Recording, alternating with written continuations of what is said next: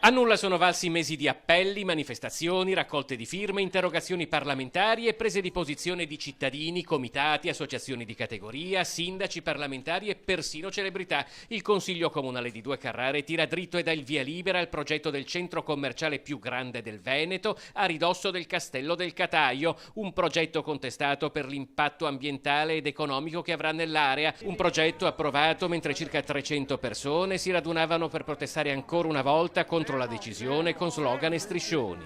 Si sono di fatto ignorate le prese di posizione di migliaia e migliaia di persone, centinaia di persone che hanno sfilato in corteo, le centinaia di persone presenti anche ieri sera all'interno del Consiglio Comunale. L'amministrazione comunale di Due Carrare riceverà in cambio soldi e opere pubbliche, la società assumerà personale del territorio. Il sindaco Davide Moro ha chiesto misure per rendere il centro meno visibile possibile, come 2 terrapieni che verranno realizzati per nascondere la vista dell'opera ai turisti dei Colli Euganei. Ma la vicenda pare tutt'altro che chiusa. In tanti non si rassegnano ad un progetto non condiviso neanche dai comuni vicini.